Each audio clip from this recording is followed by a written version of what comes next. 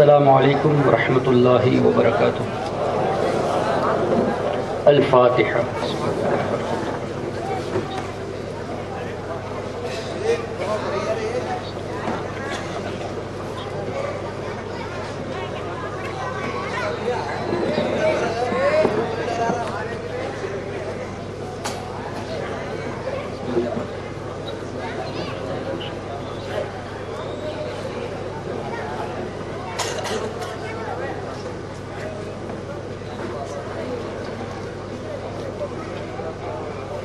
ببركة إن الله وملائكته يصلون على النبي يا أيها الذين آمنوا صلوا عليه وسلموا تسليما صلى الله على النبي الأمي وآله صلى الله عليه وسلم صلاة وسلاما عليك يا سيدي يا رسول الله سبحان ربك رب العزة عما يصفون وسلام على المرسلين والحمد لله رب العالمين نحمده ونصلي ونسلم على رسوله الكريم أما بعد فأعوذ بالله من الشيطان الرجيم بسم الله الرحمن الرحيم إن الدين عند الله الإسلام قال النبي محمد رسول الله صلى الله تعالى عليه وسلم واتبع السبيل من أناب إلي قال النبي صلى الله عليه وسلم المرء مع من أحب أو كما قال عليه الصلاة والسلام صدق الله مولانا العظيم وصدق رسوله النبي الأمين الكريم ونحن على ذلك لمن الشاهدين والشاكرين والحمد لله رب العالمين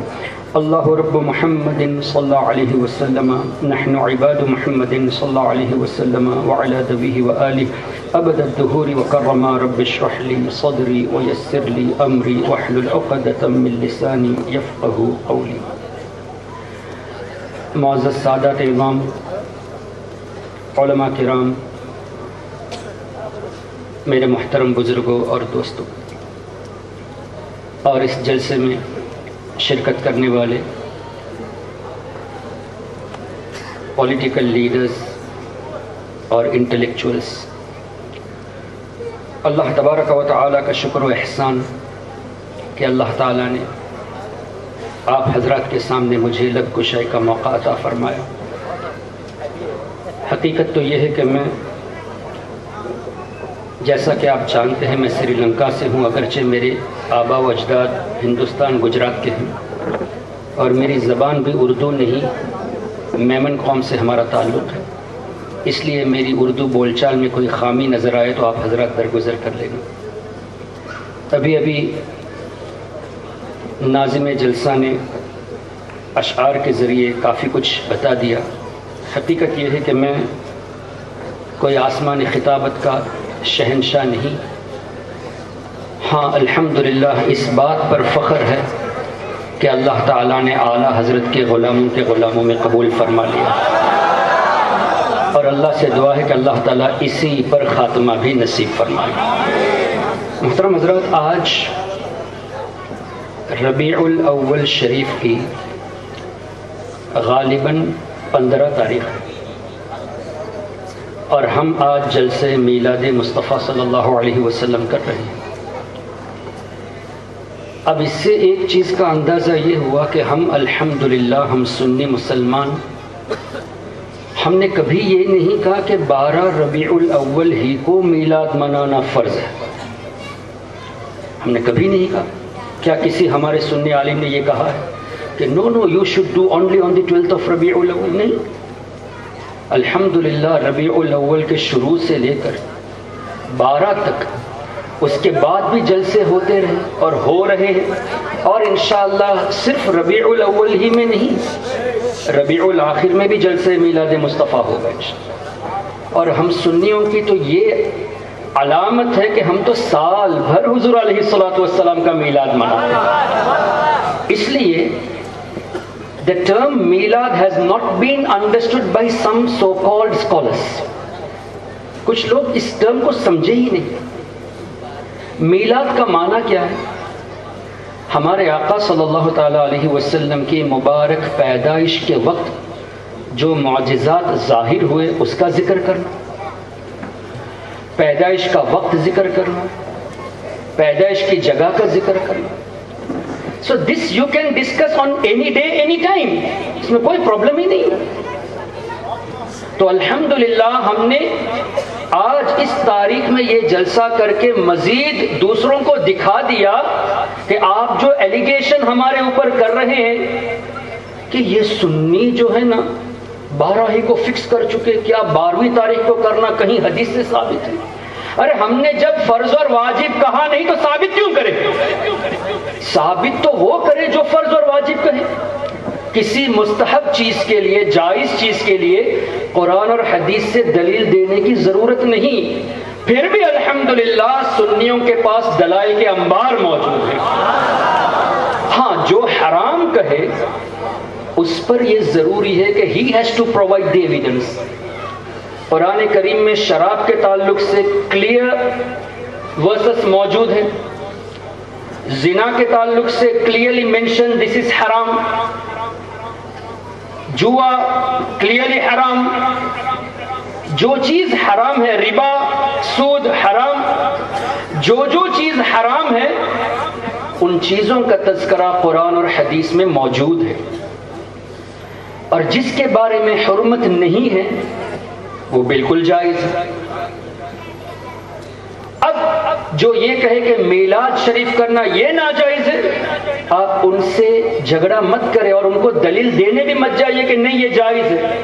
آپ ایک ہی سوال کریں کہ کون سی آیت میں لکھا ہوا ہے یا کون سی حدیث میں یہ آیا ہے کہ انبیاء کرام علیہم الصلاۃ والتسلیم کی پیدائش کا ذکر کرنا یہ حرام ہے؟ ایک ہی سوال، انشاءاللہ قیامت تک وہ ہرگز جواب نہیں دے پائیں گے، بیکاز قرآن کریم میں صرف انبیاء کرام کی ولادت کا تذکرہ نہیں، اولیاء کرام کی ولادت کا تذکرہ بھی موجود ہے۔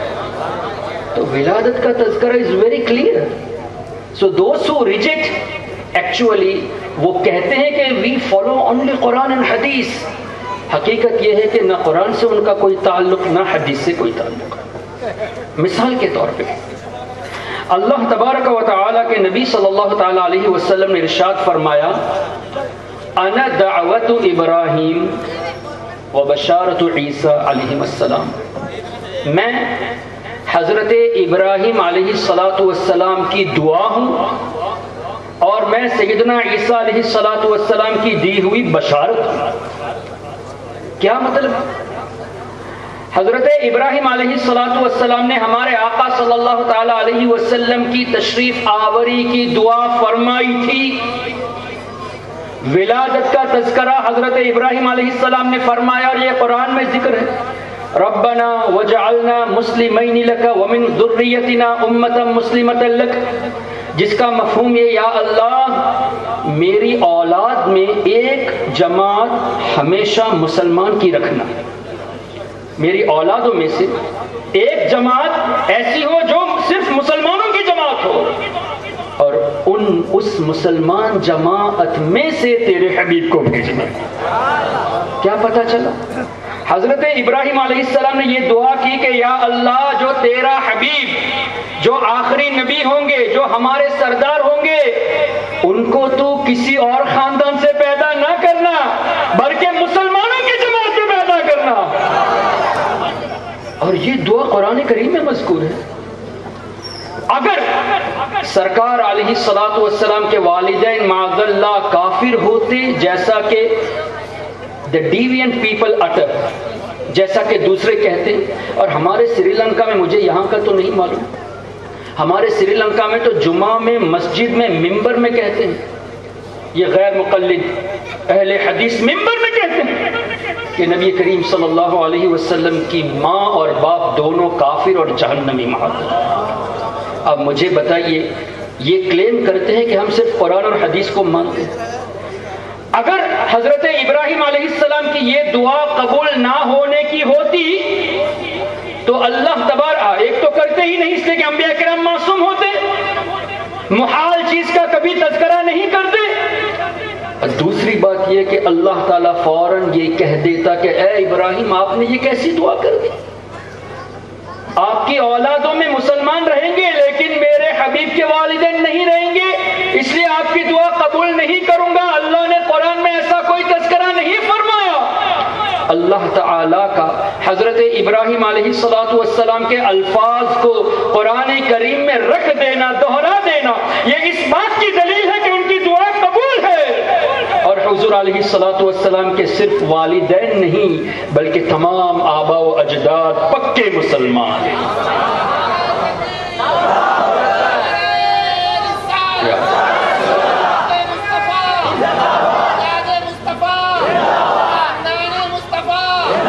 تو یہ بات تو بہت واضح ہو چکی. اب اس ٹاپک پر تو گفتگو کرنے کے لیے ایک الگ سے ٹائم بھی چاہیے، لیکن صرف ایک بات میں کہہ دیتا ہوں. ہمارے آقا صلی اللہ تعالی علیہ وسلم نے فرمایا من رآ لا تمس النار مسلما رآنی او رآ من رآنی، جس کا مفہوم یہ ترمذی شریف کی حدیث، اور آپ سب کو پتا ہے ترمذی شریف صحاح ستہ میں سے ایک کتاب ہے. اللہ کے رسول صلی اللہ علیہ وسلم کے فرمان کا مفہوم آگ اس کو نہیں چھوئے گی. Fire will not touch that person. کس کو؟ جس نے مجھے دیکھا، یعنی صحابہ کرام کو آگ نہ چھوئے گی. That mean they are people of جنت.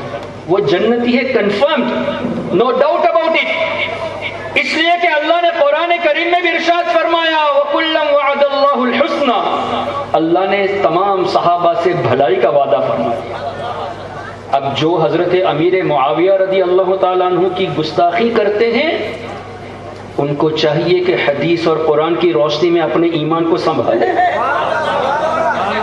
ایک بات تو یہ کہ اب جس نے یہ کہا کہ حضرت امیر معاویہ کی شان میں عقائد کی کتابوں میں فضائل پر کوئی حدیثیں آئی ہی نہیں. محترم حضرات، عقائد کی کتاب کا نام ہی بتاتا ہے کہ وہ فضائل کی بات نہیں، عقیدے کی بات ہے. آپ کا یہ جملہ ہی کافی ہے کہ عقیدے کی کتابوں میں ان کی فضیلت کا ذکر نہیں. صحیح ہے نا، عقیدے میں عقائد کی باتیں ہوں گی. اللہ پر کس طرح ایمان رکھا جائے، اللہ کے نبیوں پر کیسے ایمان رکھا جائے، فرشتوں پر، جنت پر، اولیاء پر، صحابہ پر، یہ باتیں ہوگی، نہ کہ الگ الگ فضائل پر. رہی بات حضرت امیر معاویہ کے فضائل، اس پر تو امام احمد ابن حنبل رضی اللہ تعالیٰ عنہ جیسے عظیم امام اور عظیم محدث، جن کو ایک دو نہیں تقریباً 10 لاکھ حدیثیں یاد تھی، حضرت امام احمد ابن حنبل نے حضرت امیر معاویہ رضی اللہ تعالیٰ عنہ کے فضائل میں حدیثیں جمع کی ہے، اور بھی احادیث کی کتابیں. اب حضرت امام احمد ابن حنبل کی بات آ گئی تو حضرت شاہ ولی اللہ محدث دہلوی رحمۃ اللہ تعالی علیہ نے اپنی ایک کتاب، اسی طرح اعلیٰ حضرت امام احمد رضا نے بھی اس کو لکھا ہے. میں نے جان بوجھ کر شاہ ولی اللہ رحمۃ اللہ علیہ کا نام لیا. کچھ لوگ ان کی باتوں میں ٹھنڈے ہو جاتے ہیں، پھر ان کے عقائد کے خلاف بھی بولتے ہیں.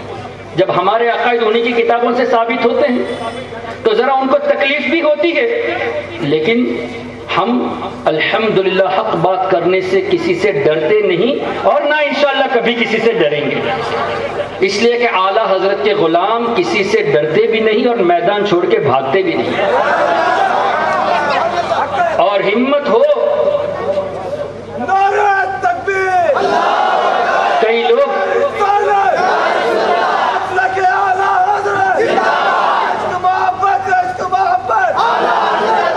کچھ لوگ میرا بیان سننے کے لیے چپکے سے حاضر ہوتے بھی ہیں، اور کئی جگہوں پہ یہ ہوتا ہے، کوئی ڈھکی چھپی بات نہیں ہے. اور میں ہر جلسے میں یہی کہتا ہوں کہ وائی آر یو ہائیڈنگ، کیوں چپکے سنتے ہو؟ آؤ سامنے آؤ، بیٹھ کے ہم پولائٹ ڈسکشن کریں گے. ہم ہماری کتابوں سے بھی ہمارے عقائد کو ثابت کریں گے، تمہاری کتابوں سے بھی ہمارے ہی عقائد کو ثابت کریں گے، اور تمہاری ہی کتابوں سے تم کو غلط بھی ثابت کریں گے. اگر واقعی میں تمہیں سمجھداری ہوتی تو سچے دل سے توبہ کر کے سنی بن جاؤ گے، اور اگر ایڈمنٹ رہو گے then we can't help. اللہ کے رسول صلی اللہ علیہ وسلم نے ایسے ایڈمنٹ لوگوں کے بارے میں، ضدی لوگوں کے بارے میں جو اپنے غلط عقیدے پہ اڑے ہیں، ان کے بارے میں فرمایا ہم سے، یعنی مسلمانوں سے، کہ تم ان سے دور رہو، اپنے کو ان سے دور رکھو، ان کو اپنے سے دور رکھو. Very clear. اللہ کے رسول صلی اللہ تعالی علیہ وسلم کے عظیم غلام سیدنا امام احمد ابن حنبل رضی اللہ تعالیٰ عنہ سے کسی نے سوال کیا کہ حضور، اگر کسی شخص کو 1,00,000 حدیثیں یاد ہو، کتنی؟ 1,00,000، کیا وہ حدیث کی روشنی میں فتویٰ دے سکتا ہے؟ امام احمد ابن حنبل رضی اللہ عنہ نے فرمایا لا، نہیں. دوسرا سوال، حضور کسی کو 2 لاکھ حدیثیں یاد ہو تو کیا وہ حدیث کی روشنی میں فتویٰ دے سکتا ہے؟ پھر بھی امام احمد ابن حنبل نے فرمایا لا.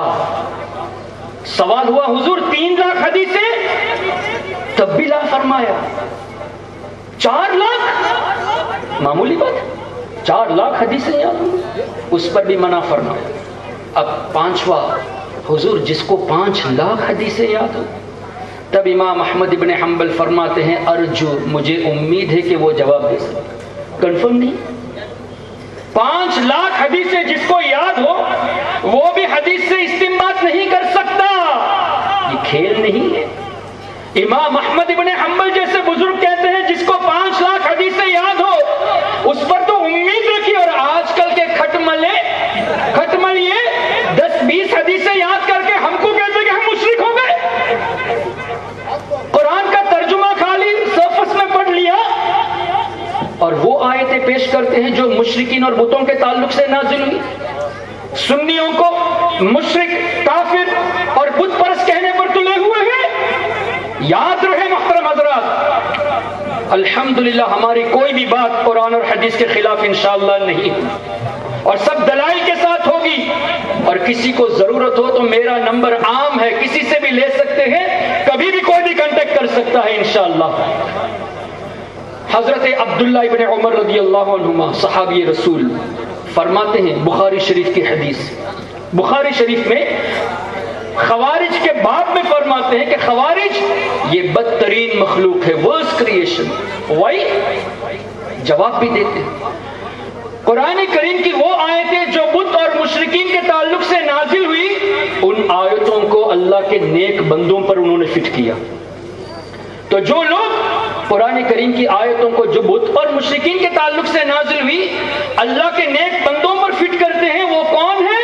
ورسٹ کریشن، بدترین مخلوق. اب ایک صحابی رسول نے یہ فرمایا. اب آج کوئی بھی اپنے آپ کو کیسا بھی نام دے، وہ اگر قرآن کریم کی ایسی آیتوں کو اولیاء کرام پر فٹ کر کے ہم کو مشرک کہنے آتا ہے تو ہم نہیں کہتے. صحابی رسول نے ایڈوانس میں 1400 سال پہلے فرما دیا کہ وہ بدترین مخلوق ہے. اور بدترین مخلوق کا مطلب کیا ہوا؟ جانور سے بھی بدتر، ہر چیز، ہر مخلوق سے بدتر. اب جھگڑے کی ضرورت نہیں. کوئی آپ کے سامنے ایسی آیتیں جو بت اور مشرکین کے تعلق سے نازل ہوئی پیش کرے اور اولیاء کرام سے دور کرانے کی کوشش کرے. آپ کو اتنا ہی کہنا ہے کہ بھئی حضرت عبداللہ ابن عمر نے تو یہ فرمایا کہ ایسے لوگ بدترین مخلوق ہیں، اور ہم الحمدللہ اشرف المخلوقات ہیں. ہمارا سٹیٹس تو بہت اعلیٰ ہے، تم جیسے بدترین لوگوں سے بحث کرنا ہمارے شان کے یہ خلاف ہے. Very simple.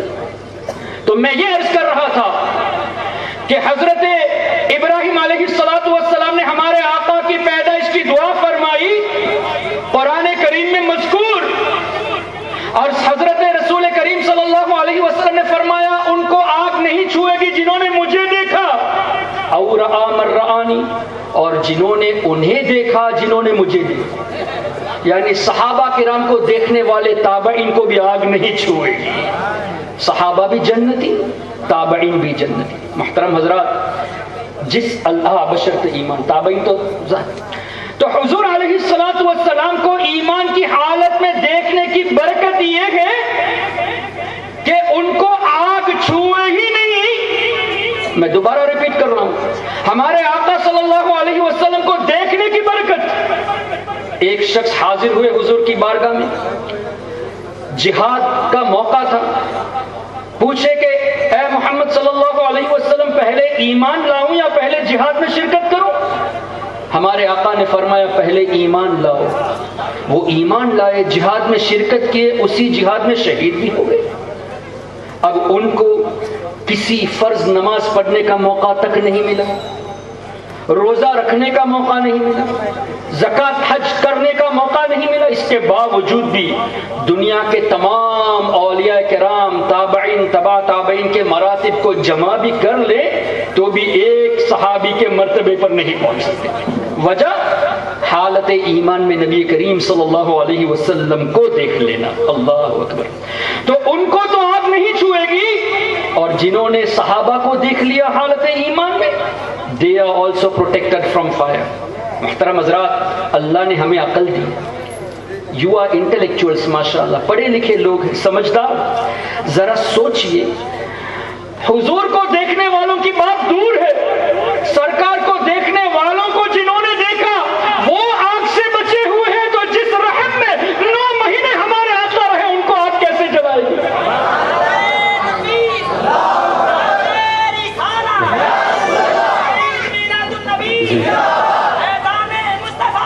اور جس پشت مبارک میں ہمارے آقا صلی اللہ علیہ وسلم تشریف فرما تھے, حضرت عبداللہ, حضرت سیدہ آمنہ رضی اللہ تعالیٰ عنہ, ان کو آپ کیسے چھوڑے گی؟ سوال ہی نہیں پیدا ہوتا. ارے صدقہ ان کا ہے کہ انشاءاللہ ہم لوگ جنت میں جائیں گے. تو حضرت ابراہیم علیہ السلام نے ہمارے آقا کی پیدائش کی دعا فرمائی, اور سرکار نے اس کو ریپیٹ بھی فرمایا, انا دعوت ابراہیم, میں حضرت ابراہیم علیہ السلام کی دعا کا ثمرہ ہوں. اور سیدنا عیسیٰ علیہ السلام نے اپنے امتیوں سے کہا, وَمُبَشِّرًا بِرَسُولٍ يَأْتِي مِن بَعْدِ اسْمُهُ أَحْمَدُ, میں خوشخبری دیتا ہوں میرے بعد ایک رسول آئیں گے جن کا نام احمد ہوگا.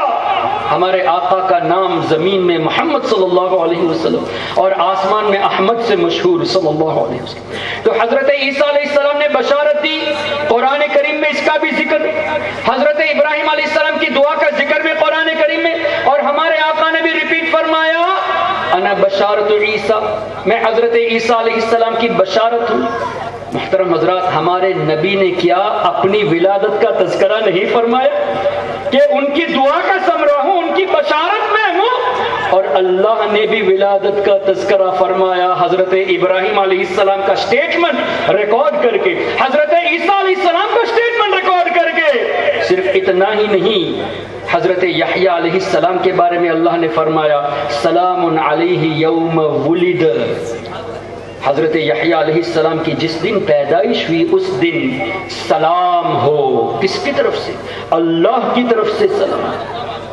اب ہم پر یہ بھی اعتراض, چلو 12ویں تاریخ کا تو میٹر سمجھ میں آ گیا کہ سنی صرف 12 کو فکس نہیں کرتے, آگے پیچھے بھی کر لیتے, سال بھر بھی کرتے, لیکن 12 تاریخ وفات کا دن بھی تو ہے, ولادت کا دن بھی ہے جمہور کے قول کے مطابق. اور کچھ لوگوں نے اعلیٰ حضرت کو بدنام کرنا شروع کر دیا کہ تم سنی اعلیٰ حضرت کرتے ہو, اعلیٰ حضرت نے تو 8 تاریخ کا لکھا ہے اور تم 12 تاریخ کو مانتے ہو. مجھے بھی یہ میسیجز آئے, امیجز آئے واٹس ایپ میں. میں نے کہا کہ جس نے بھیجا ہے اس سے کہو کہ پوری عبارت کو بھیجے, اس لیے کہ یہ لوگ جو ہے نا آیتیں بھی ادھوری پیش کرتے ہیں, حدیثیں بھی ادھوری پیش کرتے ہیں, اور ہمارے اکابرین کے کوٹس بھی ادھورے. جب قرآن کی آیتوں کو ادھورا پیش کرتے ہیں تو بزرگوں کے کوٹس کو پیش کرنے میں کیا ہے ان کو؟ تو ہم نے کہا کہ پورا لاؤ.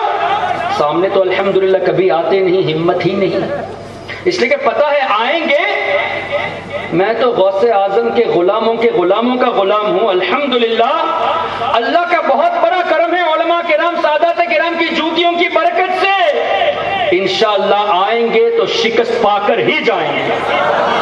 اور یہ الحمدللہ ہم ڈنکے کی چوٹ پر کہتے ہیں, اللہ کا بہت بڑا فضل ہے. اور یہ تمام سنی علماء کی یہی شان ہے, میں تو علماء کا غلام ہوں, تمام سنی علماء کی یہی شان ہے کہ کوئی بھی کتنا بھی بڑا عالم ہو وہ آئے گا تو ضرور انشاءاللہ پھنسے گا. تو اللہ کے رسول صلی اللہ علیہ وسلم نے ولادت کا تذکرہ فرمایا, 8 تاریخ کے تعلق سے اعلیٰ حضرت کے قول کو پیش کیا, فتاوی رضویہ شریف کا حوالہ بھی دیا. کیا تم سمجھتے ہو تم حوالہ دو گے تو ہم دیکھیں گے نہیں؟ ہم نے دیکھا, اعلیٰ حضرت نے یہ لکھا ہے کہ تاریخ پیدائش کے کئی اقوال ہیں, 8 ہے, 7 ہے, 12 ہے, 10 ہے, 17 ہے, لیکن جمہور کا قول 12 ہے. اب بات تو پوری نہیں تم نے پیش کی, تم نے صرف 8 کو پیش کر کے لوگوں کو کنفیوز کرنا شروع کر دیا. یہ لوگ ادھوری باتیں پیش کر کے لوگوں کو کنفیوز کرتے. کیوں؟ ان کو یہ دکھانا ہوتا ہے کہ 12 وفات کی تاریخ ہے, وفات کی تاریخ کیوں میلاد مناتے ہو؟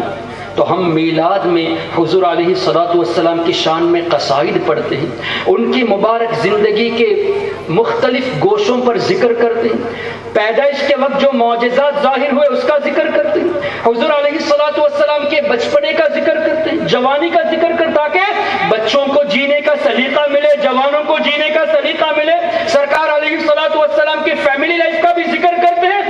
فیملی لائف چلانے والے بھی جانے کہ سنت طریقہ کیا ہے. مقصد تو یہی ہے، ایڈوکیشن ہے.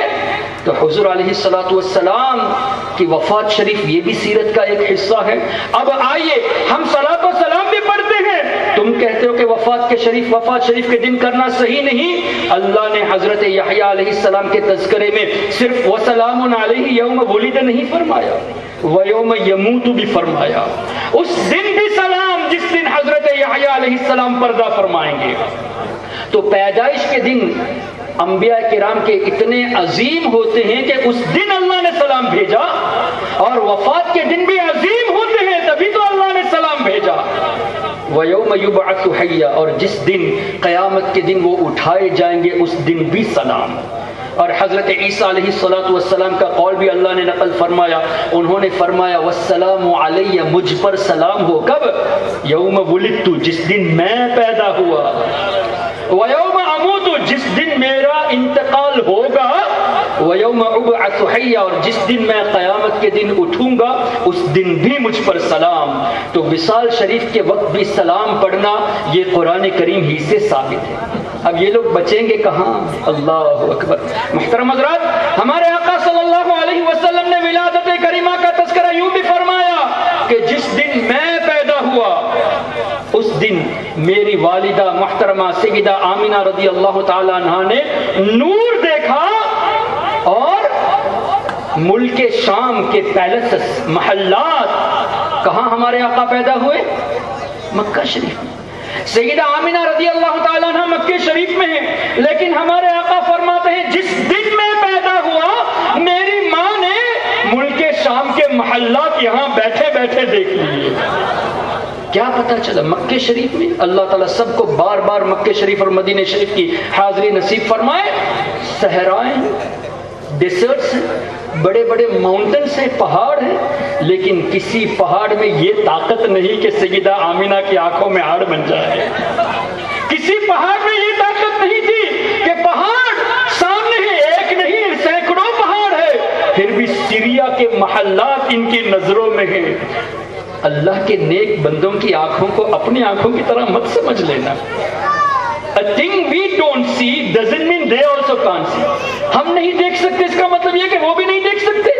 اب تم نے تو لکھ دیا اپنی کتابوں میں براہین قاطعہ میں کہ نبی کریم صلی اللہ علیہ وسلم کو دیوار کے پیچھے کا بھی علم نہیں. کیوں کہا؟ ظاہر ہے تمہاری آنکھیں اتنی لمیٹڈ ہے کہ اس کے پیچھے کیا ہے تمہیں نظر نہیں آئے گی. تو تم نے اپنے حساب سے قیاس کیا نبی بھی ایسے ہوں گے. الحمدللہ اللہ تعالیٰ نے ہمارے آقا کو بے مثال بنایا. ہمارے آقا کی تو بات بہت دور ہے. سرکار غوث اعظم رضی اللہ تعالیٰ عنہ نے فرمایا دیوار کی باتیں کرتے ہو، گھروں کی دیواروں کی باتیں کرتے ہو، ارے پوری کائنات بلاد اللہ، نظر تو الی بلاد اللہ، میں اللہ کے تمام شہروں کو دیکھ رہا ہوں. کیسے؟ نظرت الى بلاد اللہ جمعا کخردلۃ علی حکم اتصال، جیسے اپنے ہاتھ میں رائے کے دانے کو دیکھ رہا ہوں. رائے کے دانے کو جیسے دیکھ رہے ہیں ایسے صرف بغداد شریف نہیں دیکھ رہے، بلاد اللہ، اللہ کے تمام شہروں کو دیکھ رہا ہوں. اب کوئی یہ کہہ سکتا ہے یہ تو غوث اعظم کا فرمان ہے، حدیث میں کہاں ہے؟ تو آئیے حدیث کی روشنی میں بھی سن لیجئے. بخاری شریف کی حدیث، اللہ کے رسول صلی اللہ علیہ وسلم نے فرمایا کہ اللہ تعالیٰ فرماتا ہے میں اپنے نیک بندوں کی آنکھ بن جاتا ہوں جس سے وہ دیکھتے، کان بن جاتا ہوں جس سے وہ سنتے ہیں. اور الحمدللہ اس حدیث سے ہم نے اللہ کے آنکھ اور کان کو نہیں مانا جیسے وہ لوگ مانتے ہیں، اس لیے کہ اللہ تعالیٰ آنکھ، کان، جسم، جسمانیات، مکان سے پاک ہے. اور جو اب بھی یہ کہتا ہے الرحمن علی العرش استویٰ کے تحت کہ اللہ عرش پر بیٹھا ہوا ہے، اصل میں اس نے عقیدے کا پہلا باب ہی نہیں پڑھا. عقیدے کا پہلا باب ہی نہیں پڑھا. گفتگو طویل ہوتی جا رہی ہے لیکن ضرورت بھی ہے ان باتوں کو کرنا، اس لیے میں آپ کے سامنے پیش کر دیتا ہوں. اگر یہاں کوئی غیر مقلدیت سے تعلق رکھنے والا ہو تو میری گزارش ہے کہ ذرا غور سے میری بات کو سنو. تم نے یہ کہا کہ قرآن میں اللہ تعالیٰ نے ہاتھ کا ذکر کیا، حدیث میں کیا، پیر کا ذکر کیا، چہرے کا ذکر کیا، تو تمہارا یہ کہنا کہ اللہ کے ہاتھ بھی ہے، پیر بھی ہے، چہرے بھی ہیں، چہرہ بھی ہے، تو ہمارا یہ سوال، اللہ نے ارشاد فرمایا ان الذین یبایعونک انما یبایعون اللہ ید اللہ فوق ایدیہم۔ بیعت رضوان میں صحابہ کرام نے جب ہمارے آقا صلی اللہ علیہ وسلم کے مبارک ہاتھ پر ہاتھ دیا تھا تو اللہ نے فرمایا ان کے ہاتھوں پر اللہ کا ہاتھ ہے۔ اب اس آیت کو لے کر تم کہتے ہو کہ اللہ کا ہاتھ ہے، تو ہمارا سوال ہے کہ اللہ نے تو یہ فرمایا کہ ان کے ہاتھ پر اللہ کا ہاتھ ہے، اب ثابت کرنا پڑے گا کہ اللہ اس وقت زمین پہ اتر آیا معاذ اللہ اور صحابہ کرام کے ہاتھ کے اوپر اپنا ہاتھ رکھا۔ اگر یہ ثابت کرنے جاؤ گے تو ایمان سے خالی ہو جاؤ گے۔ اللہ کا اترنا وہ بھی دنیا جس کے بارے میں اللہ نے فرمایا قل متاع الدنیا قلیل، اللہ کی نظر میں دنیا تو مکھی کے پر کے برابر بھی نہیں ہے۔ ایسی دنیا کے بارے میں تم کہتے ہو کہ اللہ زمین پر آیا اور اپنا ہاتھ رکھا۔ قرآن کو ایسے نہیں سمجھ سکتے۔ قرآن کو سمجھنے کے لیے حدیث کی ضرورت، دوسری آیتوں کی ضرورت، تفاسیر کی ضرورت۔ اگر ایسا نہ ہوتا تو قرآن کریم جو عربی میں ہے اس کی تفسیر عربی میں کیوں لکھی گئی؟ عربی ہی میں تفسیر لکھی گئی، کیوں لکھی گئی؟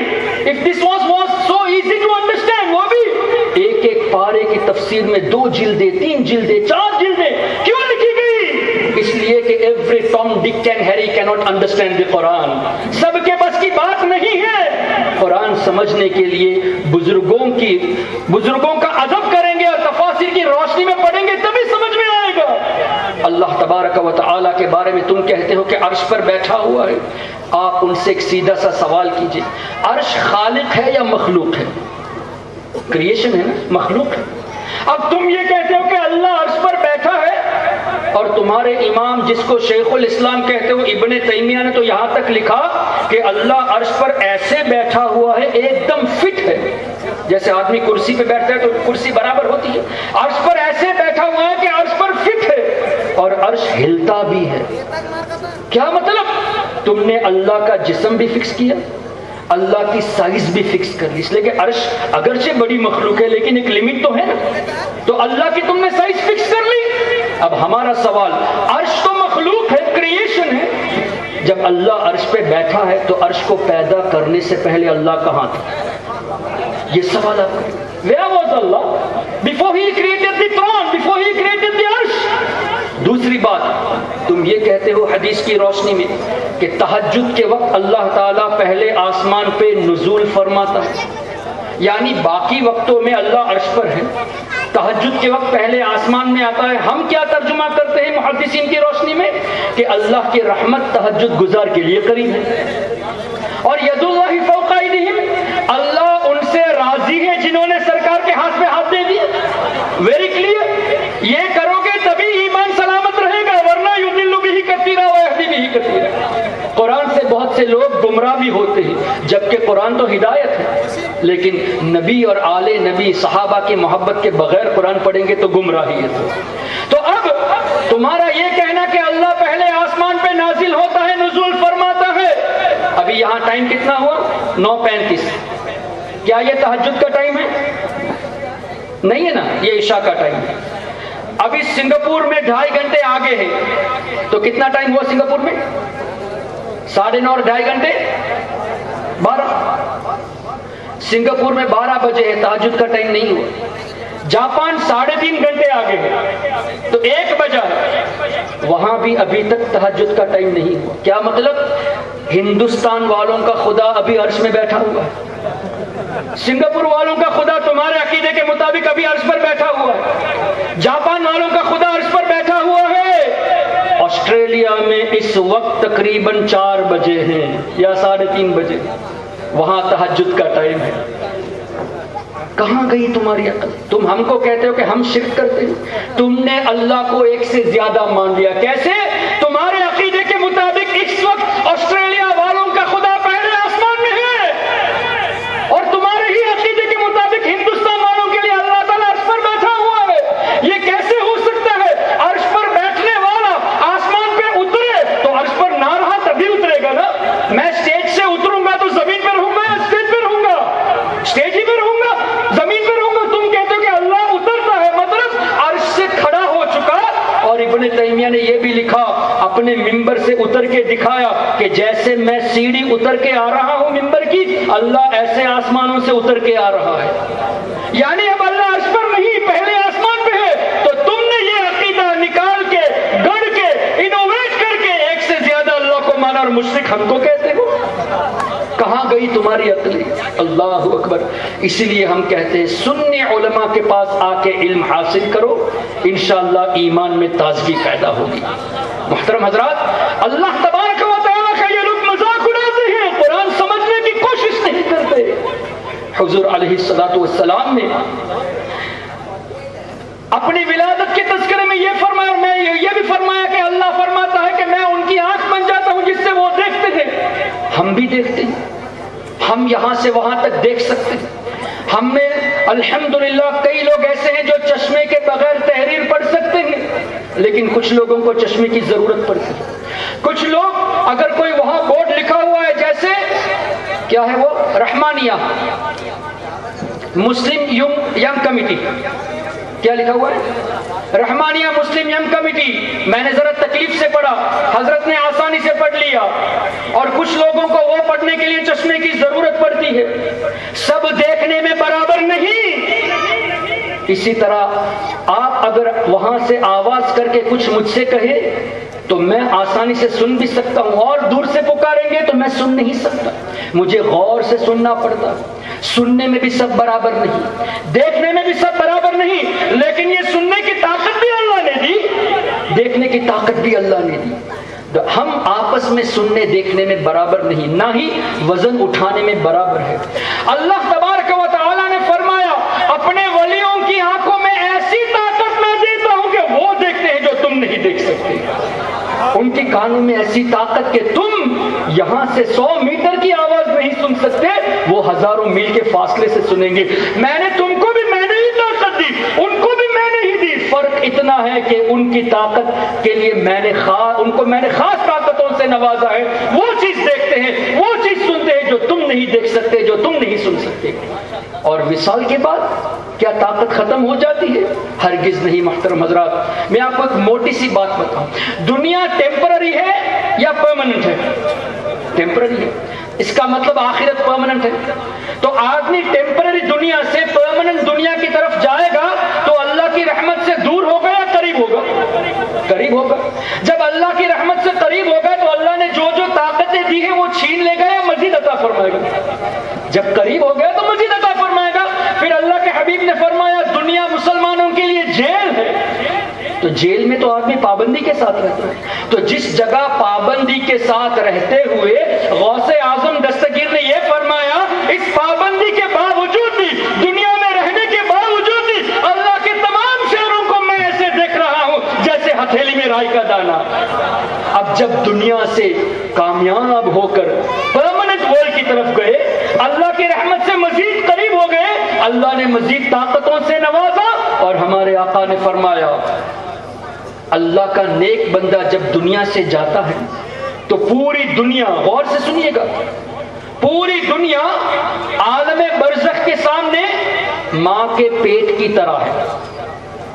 ماں کا پیٹ کتنا؟ 10 کلومیٹر بڑا ہوگا. 1 میٹر کیا 1 فیٹ نہیں، کچھ ملی میٹرز ہوتے ہیں. رحم مادر کچھ ملی میٹرز ہوتے ہیں. ہمارے آقا نے فرمایا کہ برزخ کے سامنے پوری دنیا. ارے آپ کو سنگاپور سے نیو یارک جانا ہوگا تو کم سے کم 16 گھنٹے کی فلائٹ میں بیٹھنا پڑے گا. آپ کو سری لنکا سے ٹوکیو جانا ہوگا تو 10-12 گھنٹے کی فلائٹ میں بیٹھنا پڑے گا. پھر بھی ایسٹ اور ویسٹ نہیں ہوا. تقریباً ایسٹ اور ویسٹ کا فاصلہ 25,000 مائلز ہے. بہت لمبا ہے. اتنی بڑی دنیا کے بارے میں ہمارے آقا نے فرمایا کہ عالم برزخ کے سامنے اللہ کے ولی کے لیے پوری دنیا ماں کے رحم کی طرح ہے. اب مجھے بتائیے، اس دنیا میں رہتے ہوئے اللہ کے اولیاء پوری دنیا کو آسانی سے دیکھ سکتے ہیں. اب جب پرماننٹ ورلڈ کی طرف گئے جہاں دنیا ہی اتنی چھوٹی ہو گئی تو اب اور زیادہ آسانی سے اولیاء کرام دیکھ سکتے ہیں. جب دنیا میں رہتے ہوئے راہ کے دانے کے برابر دیکھتے تھے، اب دنیا سے جانے کے بعد تو اور آسانی سے دیکھ سکتے ہیں. یہ تو قرآن اور حدیث کی روشنی سے ثابت ہے کہ اولیاء کرام کی طاقت اتنی زیادہ ہے، سبحان اللہ، لیکن یہ لوگ سمجھنے سے قاصر ہیں۔ کیوں؟ اولیاء کرام کی محبت ان کے دلوں میں نہیں۔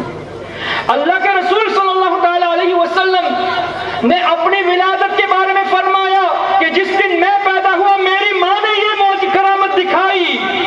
اب جس دن میں پیدا ہوا، پیدائش کا ذکر ہوا کہ نہیں؟ He also commemorated his blessed birth۔ اب پیدائش کا ذکر کرنا قرآن سے بھی ثابت، حدیث سے بھی ثابت۔ اب کوئی یہ کہے کہ نہیں یہ جو تم کر رہے ہو بدعت ہے، آپ مجھے بتائیے کیا یہ قرآن اور حدیث کے خلاف نہیں جا رہا؟ Very clear, he is going against the Quran. اب ایک سمجھنے کی بات، ہمارے آقا صلی اللہ علیہ وسلم کی مبارک پیدائش عام لوگوں کی طرح نہیں ہے۔ سیدہ آمینہ رضی اللہ تعالی عنہ حمل کے دوران خود فرماتی ہے کہ جو عام طور سے ایک ماں کو حمل کے وقت تکلیفیں ہوتی ہیں، ولادت کے وقت جو تکلیف ہوتی ہے، سیدہ آمینہ رضی اللہ تعالی عنہ فرماتی ہے وہ ایسی تکلیفوں سے پاک تھی، ایسی کوئی تکلیف ان کو نہیں ہوئی۔ اور یہ بھی فرماتی ہے کہ ایک ایک مہینہ مجھے خواب میں ایک ایک اللہ کے نبی نے آ کے بشارتیں دی کہ اے سیدہ آمینہ رضی اللہ عنہ، آپ کے پیٹ میں تو سید الانبیاء علیہ الصلوۃ والتسلیم کا نور ہے۔ ایک ایک نبی نے آ کے بشارت دی، ہر مہینے یہ بشارتیں ہوئی۔ اور حضور علیہ الصلوۃ والسلام جب پیدا ہوئے تو روایتوں میں آتا ہے ان کی زبان مبارک ہل رہی تھی، جنبش کر رہی تھی، سنا رب حبلی امتی پڑھ رہے تھے، یا اللہ میری امت کو بخش دے، میری امت کو میرے حوالے کر دے۔ دوسرے بچے روتے ہوئے پیدا ہوئے۔ ہمارے آقا امت کی فکر میں پیدا ہونے کے فوراً بعد امت کے لیے دعائیں فرماتے ہیں۔ اور پھر حضور علیہ الصلوۃ والسلام نے اپنی پوری زندگی میں کتنے موقع ایسے حدیثوں میں ملتے ہیں کہ حضور علیہ الصلوۃ والسلام طویل سجدہ فرماتے ہیں اور رو رو کے امت کے لیے دعائیں کرتے ہیں۔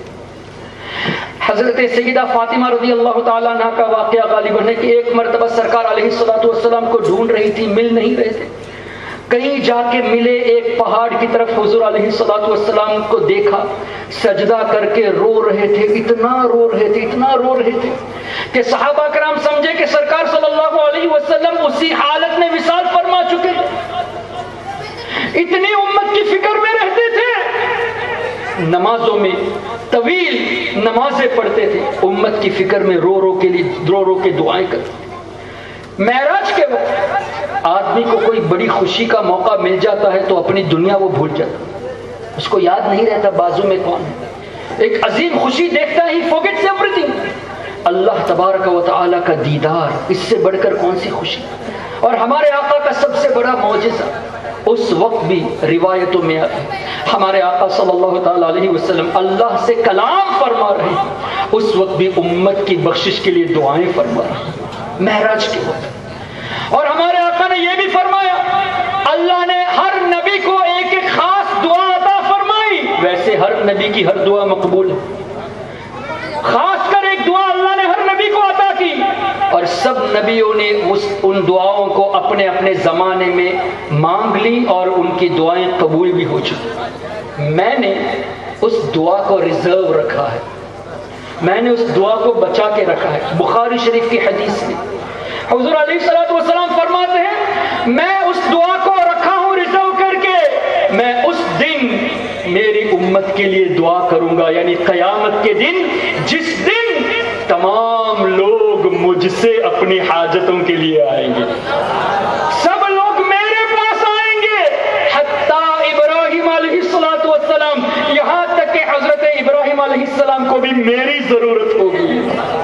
اللہ کے نبی وہ تو پاک و صاف ہے، وہ تو جنتی ہے، کیا مطلب؟ نبیوں کے مراتب اور زیادہ بڑھایا جائے گا ہمارے آقا کی شفاعت سے۔ ان کے مراتب اتنے بڑے ہیں کہ کوئی اندازہ ہی نہیں کر سکتا۔ اللہ تعالیٰ مزید ترقی عطا فرمائے گا ہمارے آقا کی شفاعت سے۔ تو ہمارے آقا نے فرمایا بخاری شریف کی حدیث، اس دن کے لیے میں نے دعا کو ریزرو رکھا ہے جس دن تمام لوگ میرے پاس آئیں گے اللہ کے کوٹ میں، اللہ کے ججمنٹ کا دن۔ حضور فرماتے میرے پاس آئیں گے، شرک کی دعوت دے رہے کیا؟ اللہ کے دربار میں سرکار فرماتے میرے پاس آئیں گے، حتیٰ ابراہیم، یہاں تک کہ ابراہیم ابراہیم علیہ السلام. کیا پتہ چلا؟ سوائے حضور کی مدد کے کوئی چارہ نہیں ہے. تبھی تو اعلیٰ حضرت امام اہل سنت، مجدد دین و ملت، پروانہ شمع رسالت، امام عشق و محبت، امام شاہ احمد رضا خان فاضل بریلوی رضی اللہ عنہ نے یوں ترجمانی فرمائی: وہ جہنم میں گیا جو ان سے مستغنی ہوا. وہ جہنم میں گیا جو ان سے مستغنی ہوا. کیوں؟ ہے خلیل اللہ کو حاجت رسول اللہ کی. ابراہیم علیہ السلام کو بھی ہمارے آقا کی حاجت ہے. تم کہتے ہو نبی کی مجھے ضرورت نہیں. اگر ایسا کہتے ہو تو تم جہنم میں جاؤ گے. وہ جہنم میں گیا جو ان سے مستغنی ہوا. ہے خلیل اللہ کو حاجت رسول اللہ کی. اور یہ مت کہنا کہ اعلیٰ حضرت نے اپنی طرف سے کہہ دیا کہ وہ جہنم میں گیا. حدیث کی روشنی میں ہمارے آقا نے فرمایا: شفاعتی یوم القیامت حق. میری شفاعت بروز قیامت یہ حق ہے. It's a reality. فمن لم یؤمن بها، جس نے میری شفاعت پر ایمان نہ رکھا، لم یکن من اہلھا، اس کو میری شفاعت سے حصہ نہیں ملے گا. تو جو ایمان نہیں رکھے گا اس کو حصہ نہیں ملے گا. ہم لوگ حضور کی شفاعت کے طلبگار ہیں، ہمیں ایمان ہے شفاعت پر. تو اعلیٰ حضرت نے فرمایا وہ جہنم میں گیا جو ان سے مستغنی ہوا، اس لیے کہ ہے خلیل اللہ کو بھی حاجت رسول اللہ کی. سبحان اللہ. تبھی تو حدیث کی روشنی میں فرمایا: تجھ سے اور جنت سے. تجھ سے جنت تو ہمارے آقا کی پراپرٹی ہے. اللہ تعالیٰ چاہے تو ڈائریکٹ ایک آدمی کو قبر سے اٹھا کے جنت میں بھیج سکتا ہے. چاہے تو جو جہنم کے حقدار ہے ڈائریکٹ جہنم میں بھیج سکتا ہے. لیکن ایسا نہیں ہوگا. میدان محشر قائم ہوگا، گرمی کا عالم ہوگا، سب پریشان ہوں گے.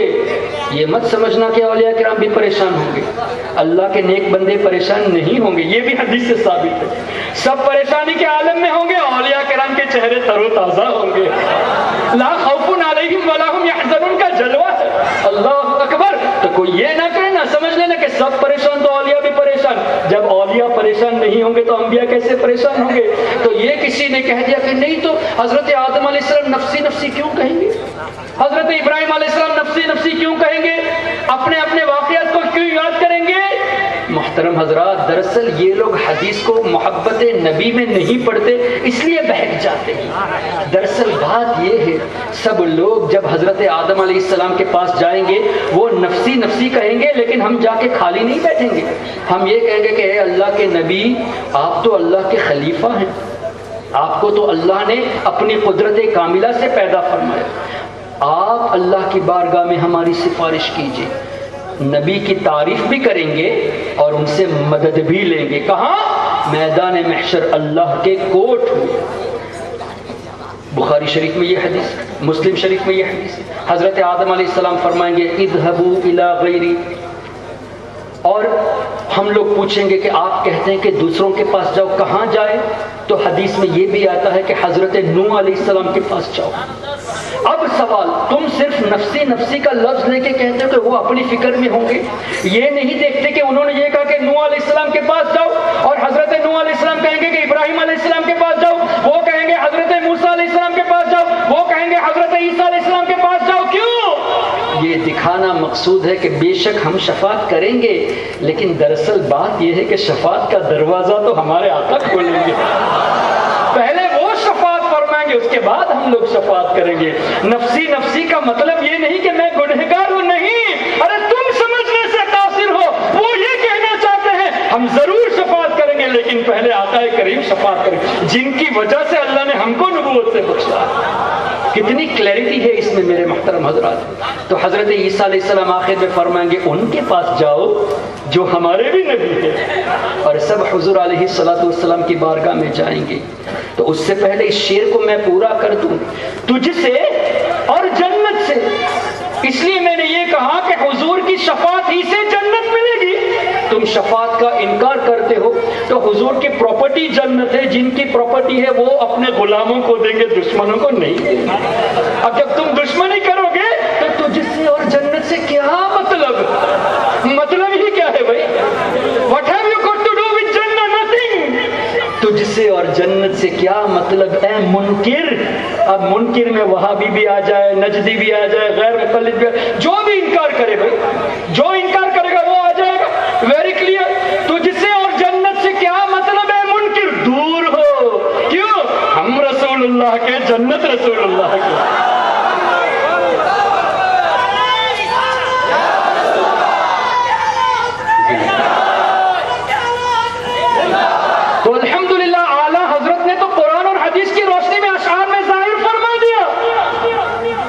حضور علیہ الصلوۃ والسلام نے دنیا میں یہ فرمایا کہ وہ دعا میں نے اس وقت کے لیے ریزرو رکھا ہے جس دن سب کے سب میرے پاس آئیں گے، یہاں تک کہ حضرت ابراہیم علیہ السلام بھی میرے پاس آئیں گے۔ اللہ اکبر۔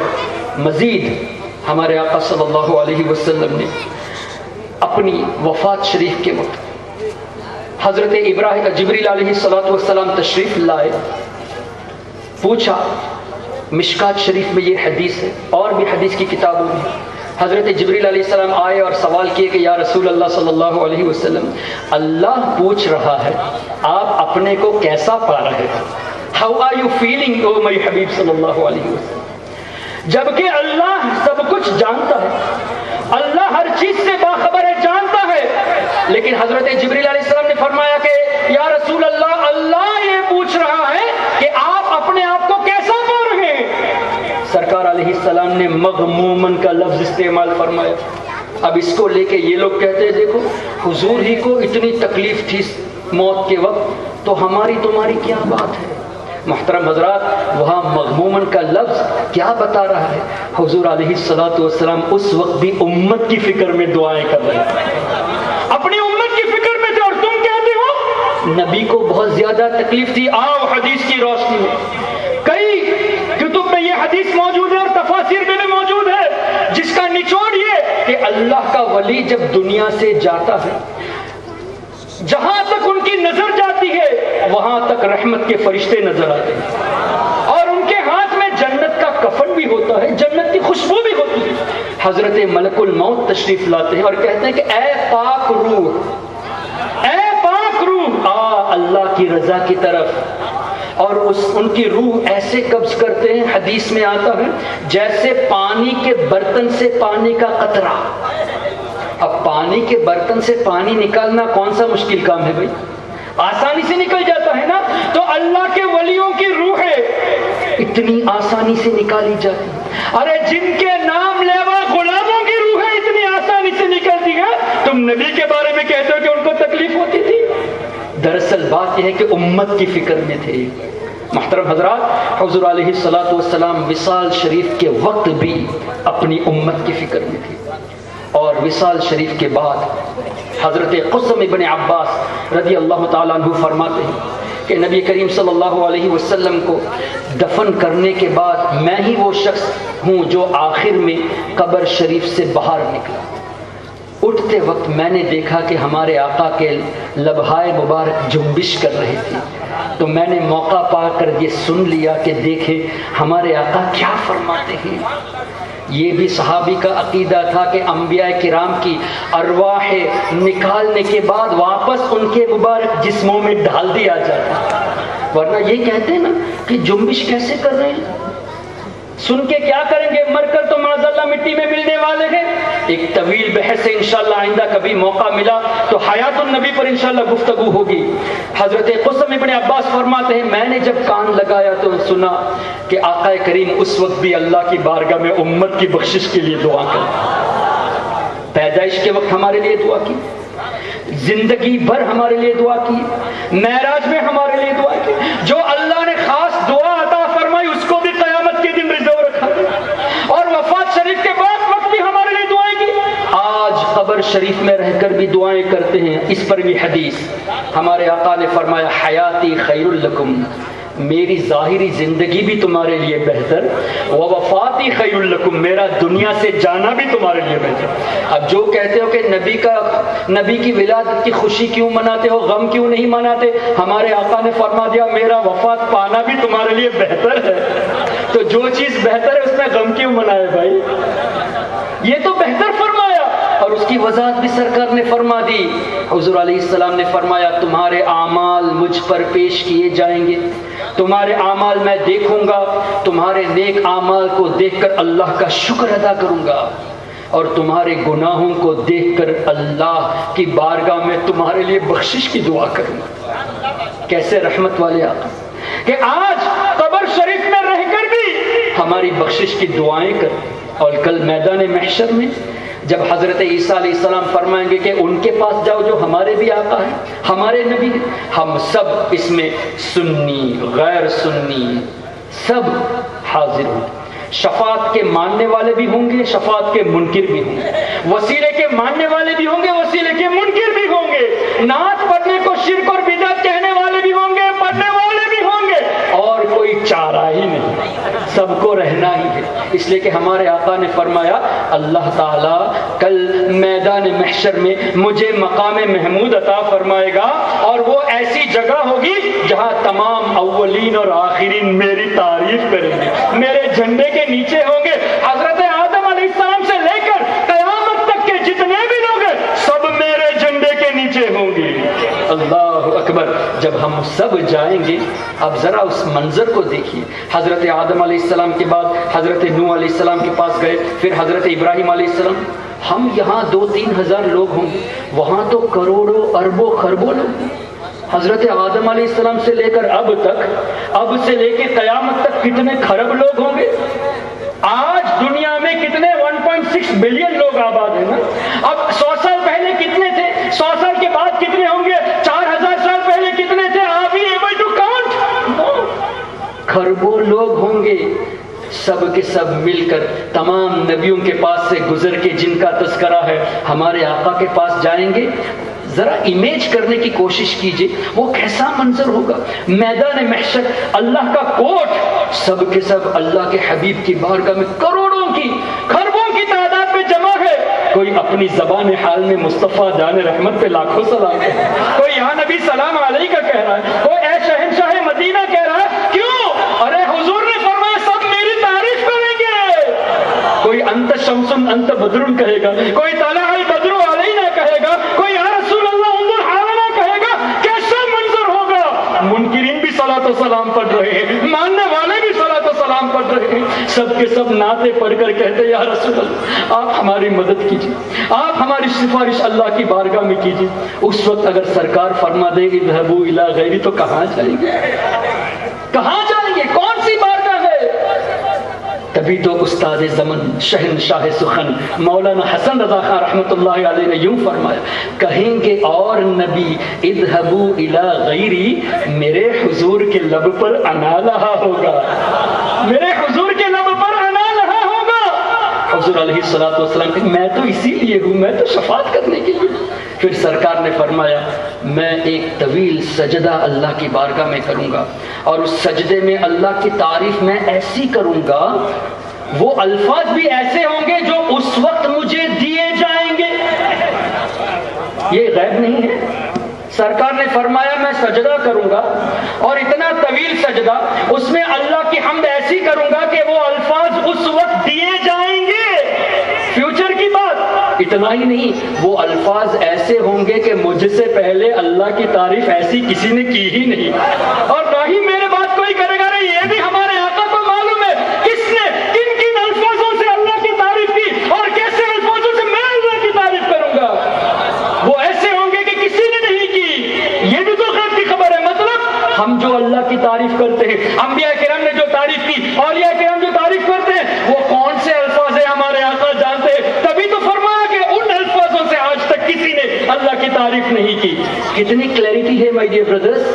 پھر ہمارے آقا صلی اللہ علیہ وسلم نے فرمایا اللہ تعالیٰ اس سجدے کے درمیان فرمائے گا یا محمد صلی اللہ علیہ وسلم، اے میرے حبیب ارفع رأسک، اپنے سر کو سجدے سے اٹھائیے، قل تسمع، آپ کہیے میرے حبیب آپ کی بات سنی جائے گی، سل تعطا، آپ مانگیے آپ کو عطا کیا جائے گا۔ ارے بخاری شریف، مسلم شریف، وشفاء تشفع، میرے حبیب آپ شفاعت کیجئے، آپ کی شفاعت قبول کی جائے گی۔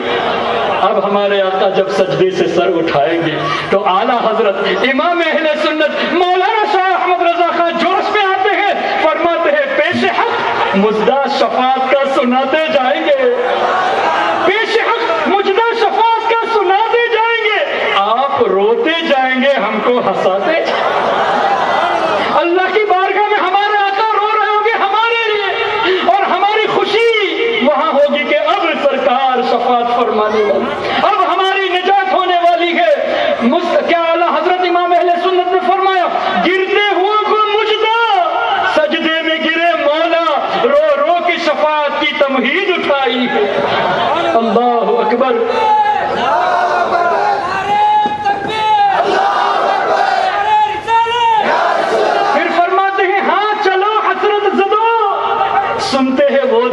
آج ہے، تھی خبر جس کی کہ وہ جلوہ دکھاتے جائیں گے، تھی خبر جس کی کہ وہ جلوہ دکھاتے جائیں گے، اور یہ بھی فرمایا خرمن عصیاں پہ اب بجلی گراتے جائیں گے۔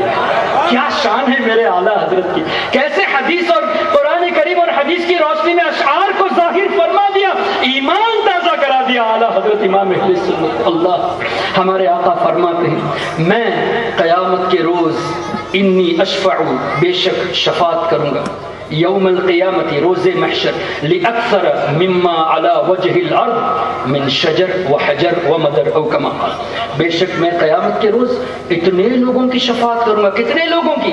زمین میں جتنے درخت، جتنے پتھر، جتنے کنکر ہے، ان سب سے زیادہ لوگوں کی شفاعت کروں گا۔ اب مجھے بتائیے بیجاپور میں درخت کتنے ہیں؟ بیجاپور میں کنکر کتنے ہیں؟ بیجاپور میں پتھر کتنے ہیں؟ ارے بیجاپور کے کنکر نہیں گن سکتے، ریلوے کی پٹری میں جاؤ تو گن گن کے تھک جاؤ گے، پوری دنیا کے پتھر، کنکر اور درخت کب گنو گے؟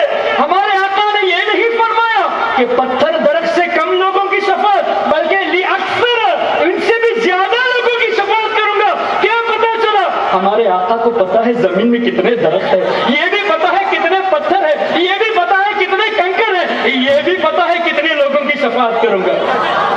اکثر مما علی وجہ الارض، ان سب سے زیادہ لوگوں کی شفاعت کروں گا۔ اللہ، اور آگے فرمایا شفاعتی لأہل الکبائر من امتی، میری امت کے بڑے بڑے گنہگاروں کے لیے میری شفاعت۔ شفاعتی لأہل الذنوب من امتی، میری امت کے بڑے بڑے گنہگاروں کے لیے میری شفاعت ہے۔ گنہگاروں کے لیے شفاعت۔ اب نیک لوگ جن کے گناہ نہیں ہیں وہ سوچیں گے کہ کاش کچھ گناہ ہم کو بھی مل جاتے تاکہ شفاعت کی لذت بھی تو محسوس کرتے۔ اعلیٰ حضرت نے اس کی منظر کشی یوں فرمائی، کیا ہی ذوق افزا شفاعت ہے تمہاری، واہ واہ یا رسول اللہ، کیا ہی ذوق افزا شفاعت ہے تمہاری، واہ واہ۔ قرض لیتی ہے گناہ پرہیزگار، ارے پرہیزگار لوگ بھی یہ چاہتے ہیں کہ ہم کو تو شفاعت سے درجہ بڑھیں گے، ہمارے گناہ نہیں ہے، لیکن قرض میں کوئی گناہ دے دے تاکہ دیکھے شفاعت کا مزہ کیسا ہے۔ حضور علیہ الصلوۃ والسلام کی شفاعت کا لذت ہم بھی تو پائے۔ اللہ اکبر۔ محترم حضرات، یہ سب حدیث میں کلیئر ہے۔ اب ایک بات سمجھ میں نہیں آتی، ہمارے آقا نے فرمایا تمام نبیوں کے پاس ہو کر سب میرے پاس آئیں گے، تو کیوں نہ ہم ڈائریکٹ ہمارے آقا کے پاس ہی چلے جائیں؟ کیوں پہلے حضرت آدم علیہ السلام کے پاس جائیں گے، پھر کیوں حضرت نوح علیہ السلام کے پاس جائیں گے، ڈائریکٹ ہمارے آقا کے پاس کیوں نہیں جائیں گے؟ اس کا جواب بھی اعلیٰ حضرت نے دے دیا۔ وہ اس لیے کہ اللہ تبارک و تعالیٰ اس وقت ہمارے ذہنوں سے نکال دے گا جو ہم نے پڑھا ہے، جو ہم نے سنا ہے۔ سب کو حضرت آدم علیہ السلام کے پاس جانا ہی ہوگا۔ اعلیٰ حضرت فرماتے ہیں خلیل و نجی، مسیح و صفی، سبھی سے کہیں بھی بنی۔ خلیل و نجی، مسیح و صفی، سبھی سے کہیں بھی بنی۔ یہ بے خبری اللہ بھلا دے گا اس، یہ بے خبری کہ خلق پھری کہاں سے کہاں تمہارے لیے۔ یا رسول اللہ، سب کے پاس جا کر آپ کے پاس کیوں آئے؟ آپ کی شان دکھانا تھا، فقط اتنا سبب ہے انعقاد بزم محشر کا کہ ان کی شان محبوبی دکھائی جانے والی۔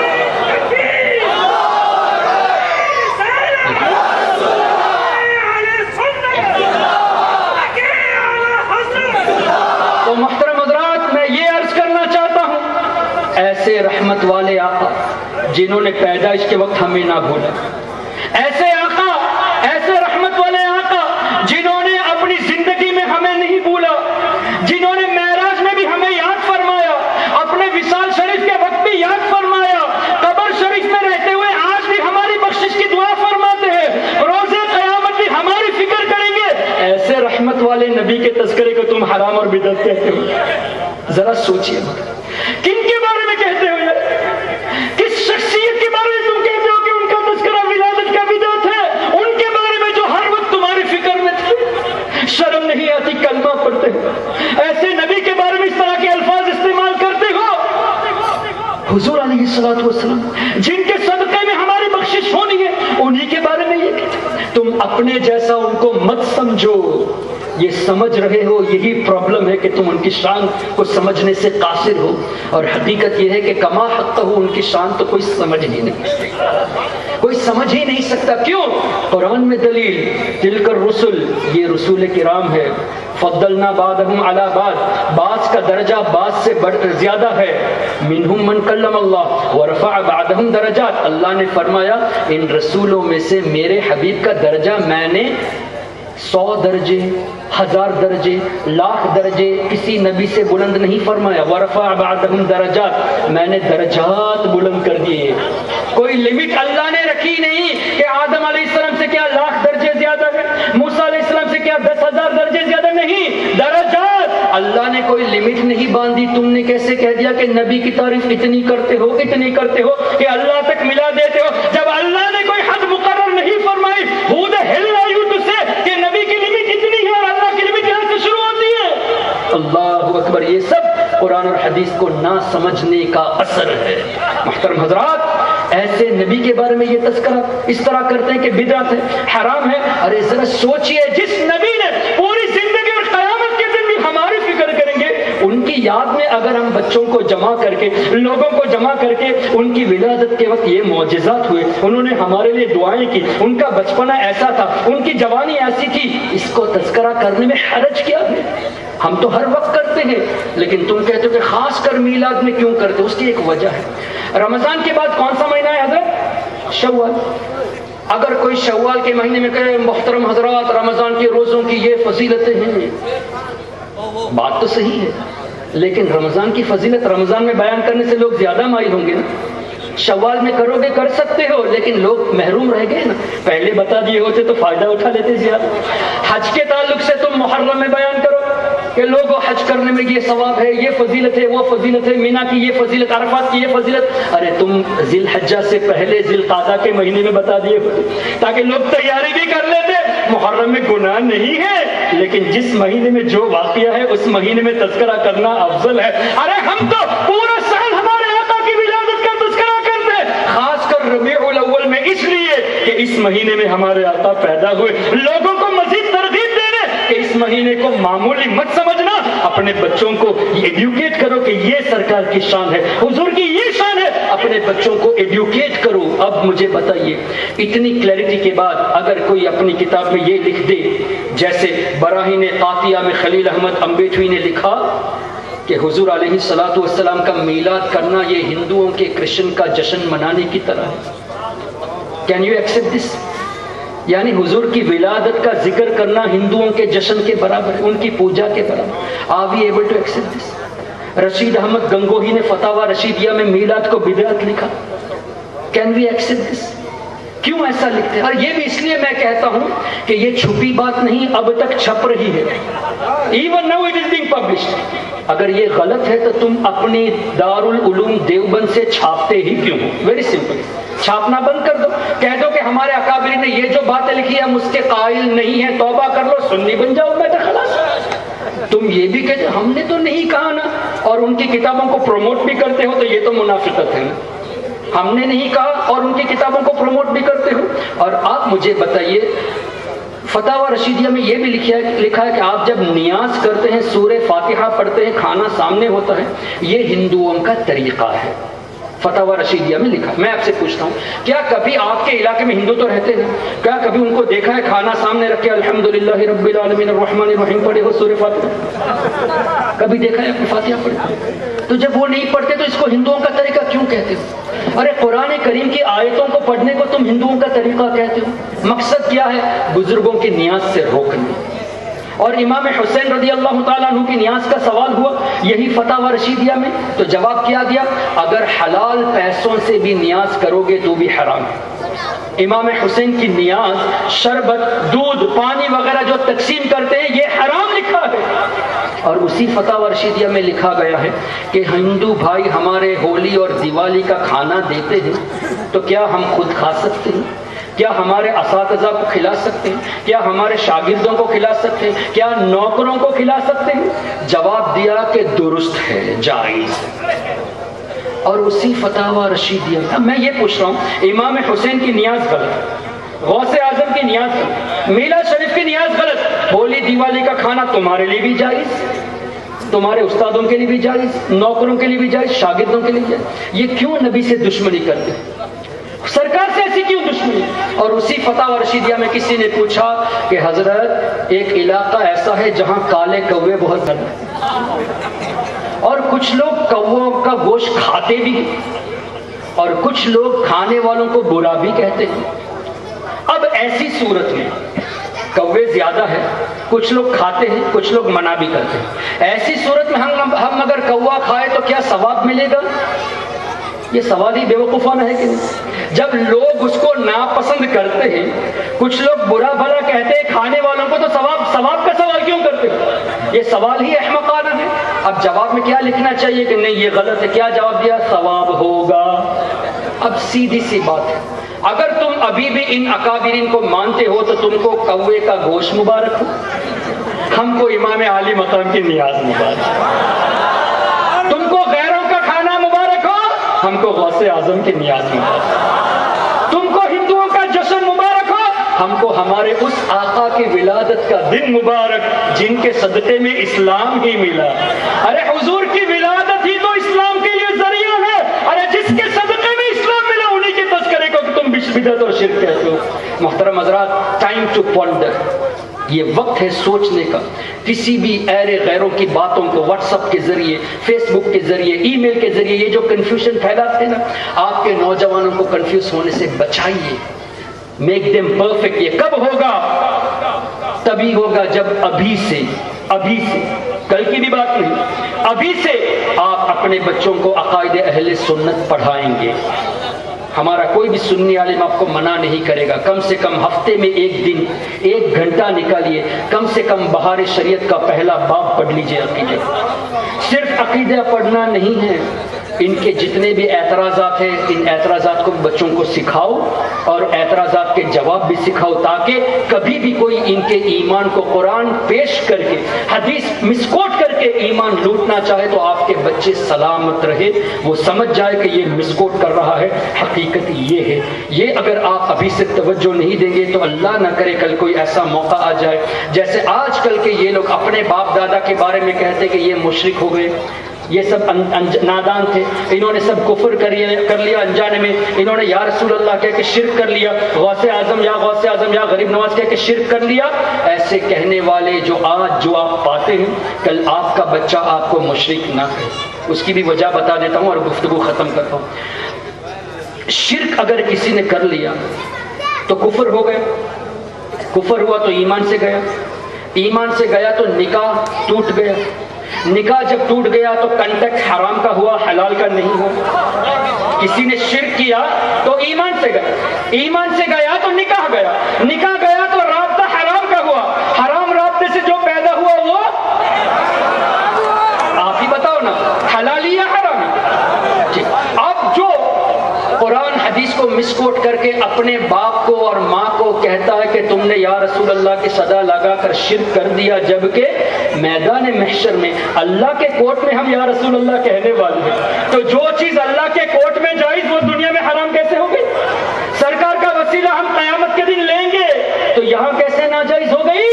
جو وہاں جائز یہاں ہرگز جائز ہے، وہ ضرور جائز ہے.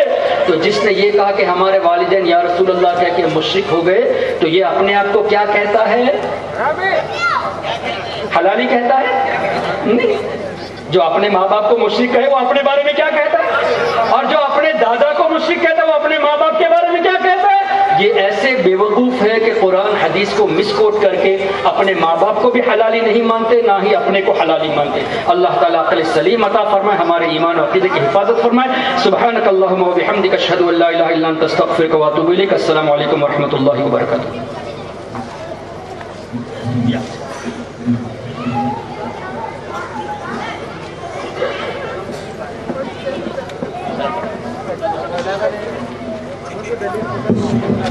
کھڑے جاؤ سر، مصطفیٰ جان رحمت پیدا سلام شمع فض میں ہدایت لا سلام مصطفیٰ جان رحمت پیدا سلام شمع فض میں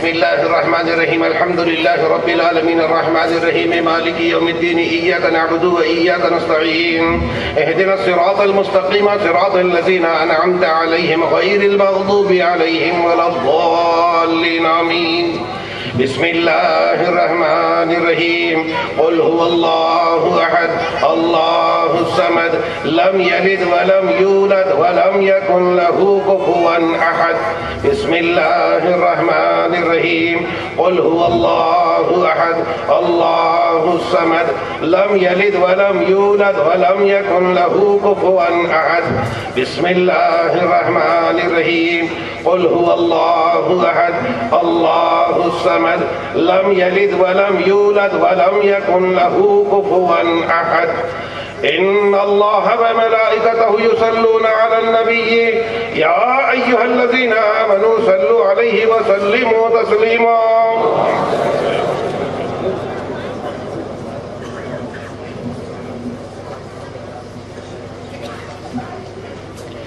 ربنا آتنا في الدنيا حسنة وفي الآخرة حسنة وقنا عذاب النار ربنا ظلمنا أنفسنا وإن لم تغفر لنا وترحمنا لنكونن من الخاسرين ربنا تقبل منا إنك أنت السميع العليم وتب علينا إنك أنت التواب الرحيم پروردگار عالم تیرے حبیب پاک کی میلاد کو اپنی بارگاہ میں قبول فرما پروردگار یہاں جتنے حاضر ہوئے مولا ہم سب کی حاضری کو قبول فرما ہماری عقیدتوں کو قبول فرما محبتوں کو قبول فرما ہمارے درودوں کو قبول فرما سلاموں کو قبول فرما پروردگار جن علماء کرام نے ہمیں سمجھانے بتانے کے لیے تیرے حبیب پاک کی میلاد پر گفتگو کی تقریر کی مولا ان کے علم میں برکت عطا فرما پروردگار جن لوگوں نے یہاں اطمینان کے ساتھ بیٹھ کر سننے کی سعادت حاصل کی پروردگار ہماری زندگی میں ایمان کامل عطا فرما تیرے حبیب کے صدقے میں ایمان کامل عطا فرما تیرا عرفان عطا فرما تیری پہچان عطا فرما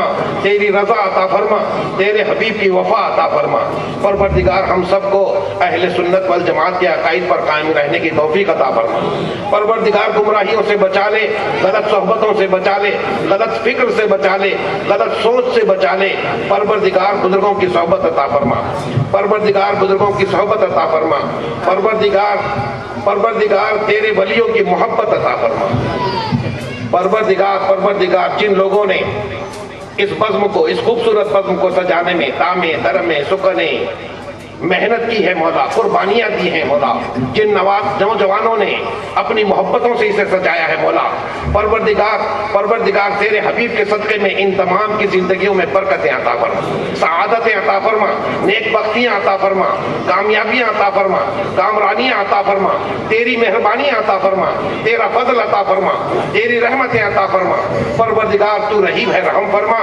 مولا تو کریم ہے کرم فرما خاتون مسجد کے جس کمیٹی کی جانب سے اس عظیم الشان جلسے کا اہتمام ہوا ہے مولا ان کے ہر نیک قدم میں برکتیں عطا فرما سعادتیں عطا فرما نیک بختیاں عطا فرما جتنے علماء کرام مشائخین نظام یہاں تشریف لائے مولا ان کے ہر نیک ارادے میں برکتیں عطا فرما ان کی عمروں میں برکتیں عطا فرما رزق میں برکتیں عطا فرما بزرگوں کا سایہ عطا فرما بزرگوں کا فیضان عطا فرما بزرگوں کی صحبتیں عطا فرما بزرگوں کی قربتیں عطا فرما پروردگار تو رحیم ہے رحم فرما مولا تو کریم ہے کرم فرما تیرے حبیب پاک صاحب الاولاق صلی اللہ علیہ وسلم کے صدقے و طفیل میں ہماری دعا کو قبول فرما ان اللہ وملائکتہ یصلون علی النبی یا ایھا الذین آمنوا صلوا علیہ وسلموا تسلیما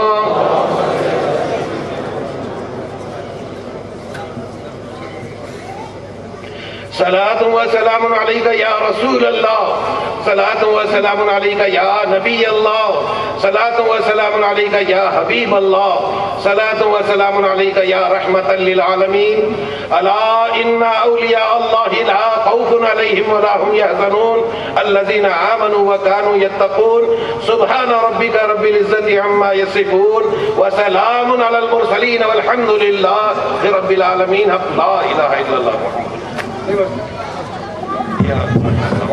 سبحان اللہ حضرات اللہ کا شکر ہے خاتون مسجد کمیٹی والے لائق صد مبارکباد ہے ماشاءاللہ کہ انہوں نے اپنے کمیٹی کے ایک ممبر عزیزم عزیز یداللہ سلمہ المنان کو ہمارے عبدالرزاق واردی صاحب جو میونسپلٹی ممبر بھی ہیں ماشاءاللہ، ان کی بڑی حمایتیں رہی، بڑی کوششیں رہی ماشاءاللہ کہ انہوں نے عزیزم یداللہ سلمہ کو ساتھ میں لے کر کے ایک عظیم پروگرام کیا ہے۔ لائق صد مبارکباد ہیں خاتون مسجد کے جملہ کمیٹی کے لوگ اور ہمارے عالی جناب عزت مآب عبدالرزاق واردی صاحب ماشاءاللہ۔ میں دعا کرتا ہوں مہمانوں کی موجودگی میں کہ اللہ تعالیٰ ان لوگوں کی عمر میں، جماعت والوں کی عمر میں، رزق میں برکتیں عطا فرمائے۔ السلام علیکم ورحمۃ اللہ وبرکاتہ۔ ابھی چپ رہو یار، وہ کرتی تھی کرتی۔